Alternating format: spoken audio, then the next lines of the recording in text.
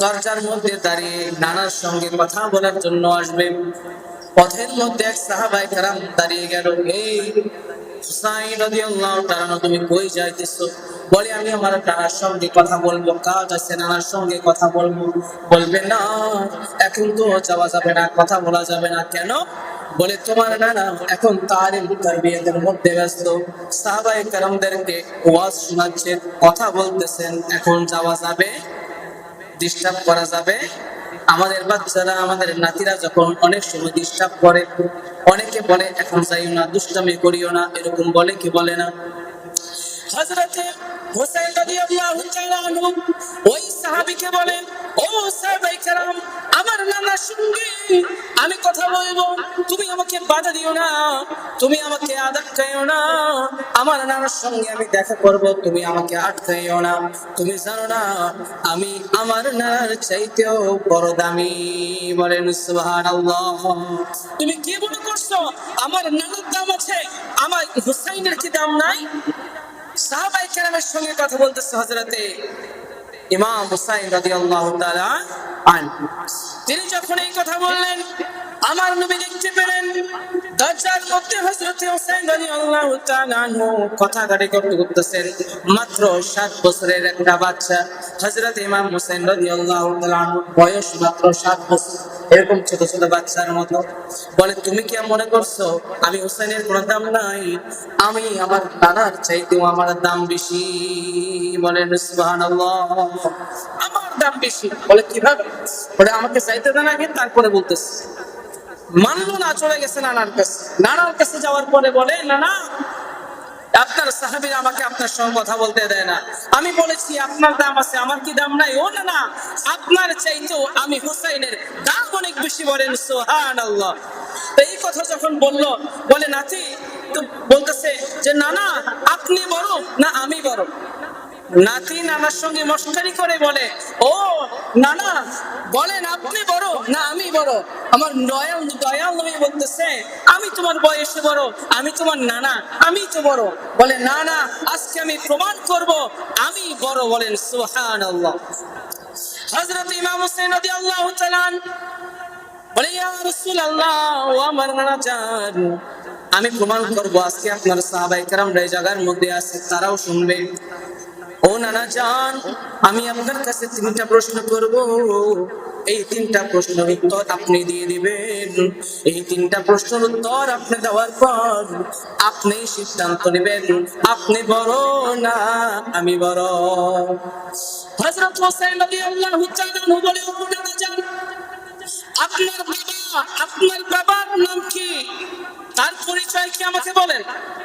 হযরতে আমার দয়াল নবী বলতেছে, আমার বাবার নাম হযরতে আব্দুল্লাহ। বলে, তার পরিচয় কি? বলে, সে কুরাইশ বংশের সন্তান। আর কি পরিচয় আছে? বলে, আর তো কিছু নেই। আমার বাবার তো আর কোনো তেমন পরিচয় নাই। তার আগে পরে কিছু আছে? বলে, তাও নাই।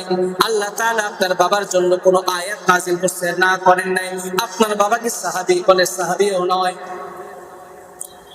ও আমার নানা জান, তাহলে আমি আপনার কাছে প্রশ্ন করি, আপনার বাবা হযরতে আব্দুল্লাহকে কেউ চেনে না, কিন্তু আমার বাবা, তার ব্যাপারে আল্লাহ তাআলা বলে দিয়েছেন আসাদুল্লাহ গালিব, যার ব্যাপারে বলা হয়েছে শেরে খোদা মাওলা হযরতে আলী রাদিয়াল্লাহু তাআলা আনহু। বলেন সুবহানাল্লাহ।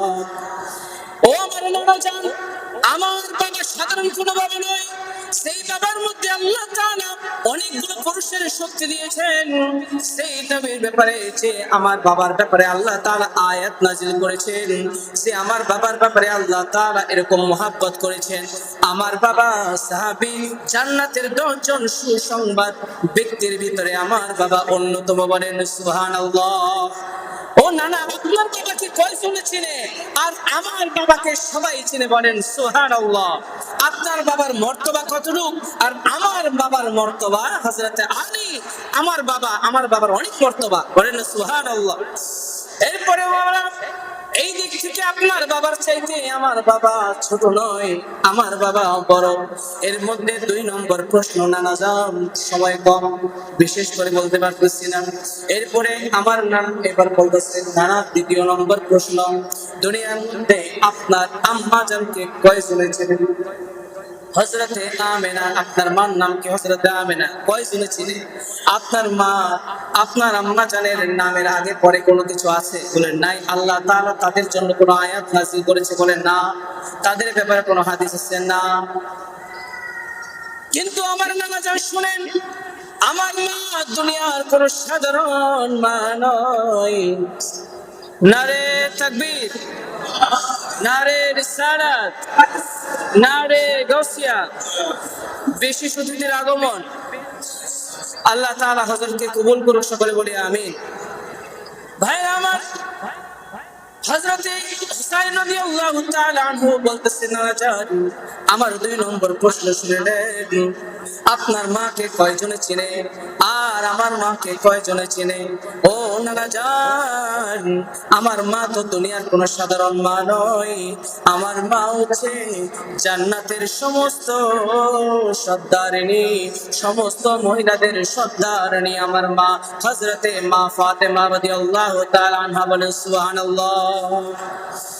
ও আমার নানা জান, আমার মার ব্যাপারে অনেক কথা আছে, আমার মার ব্যাপারে হাদিস আছে।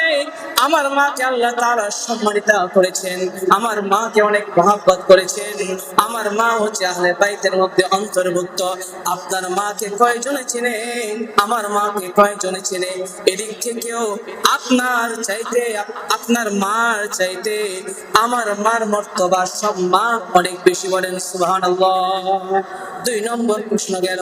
এবার 3 নম্বর প্রশ্ন, ইয়া রাসূলুল্লাহ, ইয়া হাবিবাল্লাহ, ও আমার নানা জান, 3 নম্বর প্রশ্ন হচ্ছে, আপনার নানার পরিচয়টা আপনি একটু দেন। কে বলতেছে? হযরতে হুসাইন রাদিয়াল্লাহু তাআলা। ইয়া রাসূলুল্লাহ, ও আমার নানা, আপনার নানার পরিচয়টা দেন না একটু আমাকে, আমি শুনি। বলে, আমার নানা আব্দুল ওয়াহাব জুহরি, তার তো তেমন আর কোনো পরিচয় নাই, তার ব্যাপারে কোনো কথা নাই, তার ব্যাপারে আগে পরে তেমন কিছু নাই, হ্যাঁ, তার ব্যাপারে কোরআন হাদিসের কোনো কিছু নাই। বলে, আমার নানা, আপনার নানা কি দুনিয়ার কয়জনে চিনে? কিন্তু আমার নানা কুল কায়নাতের বাদশা, সরকার দু আলম, সাইয়্যিদুস সাকলাইন, ইমামুল মুরসালিন, খাতামান নবিয়্যিন, নবীদের নবী, নবীদের সরদার, আমাদের নবী, রহমাতুল নবী হযরত মুহাম্মদ মুস্তাফা সাল্লাল্লাহু আলাইহি সাল্লাম। বলেন সুবহানাল্লাহ। ও নানা, আপনার নানাকে দুনিয়ার কেউ চিনে না, আর আমার নানা না কইলে এই দুনিয়া, আসমান, জমিন, চন্দ্র, সূর্য কোনো কিছু সৃষ্টি হতো না। বলেন সুবহানাল্লাহ। এই দিক থেকেও আমার নানা সবার উপরে। কথা বলেন ঠিক কিনা? এই কথা যখন বললো, আমার নবী বড় খুশি হয়ে গেল। পরিচার মধ্যে হোসেন রাদিয়াল্লাহু তাআলা কামজা করে ধরলো, আদর করে এরকম সাহাবায়ে কেরামের সামনে দাঁড়িয়ে হযরতে হুসাইন 7 বছরের একটা বালক, 7 বছরের একটা অবুঝ বাচ্চা, আমার রাদিয়াল্লাহু হযরত মুহাম্মদ সাল্লাল্লাহু আলাইহি সাল্লাম, আমার নবী, দয়ার নবী হযরত ইমাম হোসেন রাদিয়াল্লাহু তাআলা আনহুকে এরকম 2টা হাত ধরে দাঁড়িয়ে সবার সামনে বলতেছে, ও সাহাবায়ে কেরাম, আমার নাতি যা বলেছে তা সত্য। এই যে দেখো, আমার নাতি সবার চাইতে উপরে। সুবহানাল্লাহ। এজন্য আহলে বাইতের মহব্বত, আমার নবীকে যেরকম ভালোবাসতে হবে, আহলে বাইতকেও ভালোবাসতে হবে। আল্লাহ, তার রাসূল আর আহলে বাইতের ভালোবাসা অন্তরে